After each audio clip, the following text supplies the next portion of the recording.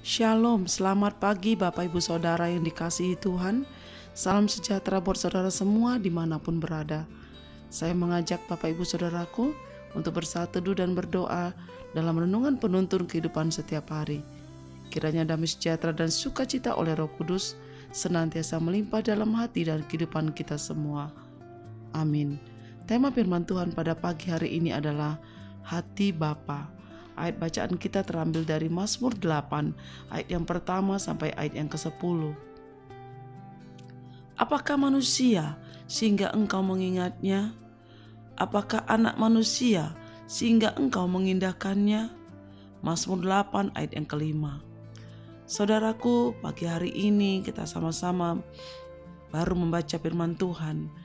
Mazmur Daud yang mengatakan kepada kita, siapakah manusia? Siapakah kita sehingga Tuhan mengingat kita? Siapakah kita sehingga Tuhan mengasihi kita, saudara?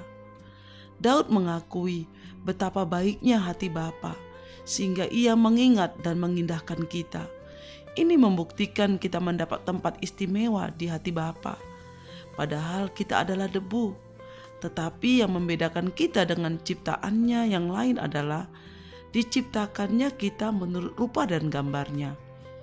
Saudara, firman Tuhan katakan, engkau telah membuatnya hampir sama seperti Allah dan telah memakotainya dengan kemuliaan dan hormat. Engkau membuat dia berkuasa atas buatan tanganmu. Segala-galanya telah kau letakkan di bawah kakinya. Mazmur 8 ayat 6-7. Saudaraku, inilah puncak kebaikan hati Bapa kepada kita anak-anaknya, yaitu di dalam Yohanes 3 ayat 16-17. Ia telah mengaruniakan anaknya yang tunggal, supaya setiap orang yang percaya kepadanya tidak binasa, melainkan beroleh hidup yang kekal. Sebab Allah mengutus anaknya ke dalam dunia, bukan untuk menghakimi dunia, melainkan untuk menyelamatkannya oleh Dia. Ini menunjukkan bahwa hati Bapa penuh kasih, sehingga ia memiliki rencana dan rancangan yang selalu baik dan besar kepada kita. Adapun yang direncanakan Allah di dalam hatinya adalah keselamatan seluruh umat manusia. Dan Bapa telah menggenapinya melalui pengorbanan Yesus Kristus di atas kayu salib.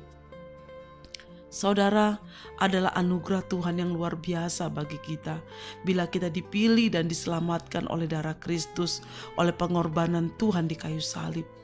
Kita juga diangkat menjadi anak-anak Allah. Dan jikalau kamu anak, maka kamu juga adalah ahli waris oleh Allah. Galatia 4 ayat 7b. Namun tidak semua orang meresponnya dengan baik.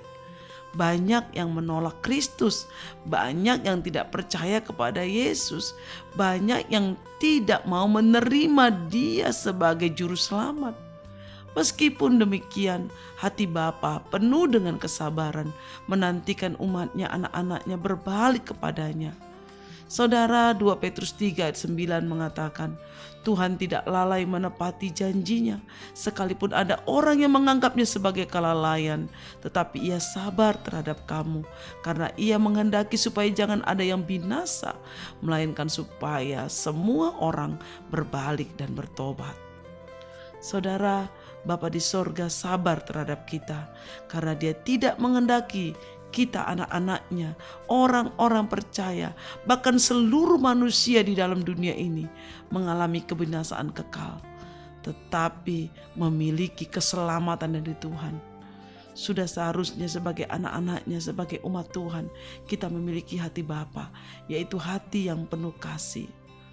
Saudaraku, di masa pandemi ini, kasih Bapa dibutuhkan di dalam kehidupan kita, untuk kita dapat mengasihi orang lain, untuk kita dapat lebih lagi mengasihi sesama kita, saudara. Karena kasih Bapa begitu besar dalam kehidupan kita. Itu yang Tuhan inginkan hari-hari ini kita lakukan, saudara. Di mana Dia sudah memberikan kasih-Nya itu lewat anaknya yang tunggal, Tuhan Yesus Kristus. Diberikannya lahir ke dunia, mati, dan bangkit pada hari ketiga dan naik ke surga untuk menyediakan tempat bagi kita. Itu adalah kasih Tuhan yang lebih besar dari segala pergumulan masalah yang kita hadapi. Kasih Tuhan yang menyelamatkan hidup kita, yang seharusnya kita binasa, yang seharusnya kita mati, maut, dan masuk dalam neraka, saudara. Tapi oleh kasih-Nya Dia mengangkat kita menjadi anak-Nya, supaya kita tinggal bersama Dia di surga. Itulah janji keselamatan yang Tuhan berikan bagi kita. Mari kita memberikan kasih itu kepada orang-orang di sekitar kita, saudara, yang belum mengenal kasih Tuhan, yang belum mendapatkan kasih Tuhan lewat hidup kita, lewat pelayanan kita, lewat perbuatan kita. Mereka merasakan kasih Bapa, dan mereka mau percaya kepada Tuhan Yesus, dan mereka menerima keselamatan dari Tuhan. Ini adalah tugas kita, saudara, untuk kita menyalurkan kasih Bapa kepada setiap orang yang ada di rumah kita, di sekitar kita, yang ada selalu dekat dengan kita. Dunia sedang menantikan kita menunjukkan hati Bapa, yaitu kasih Bapa itu, saudara, sehingga Tuhan dipermuliakan melalui kehidupan kita. Amin. Mari kita berdoa.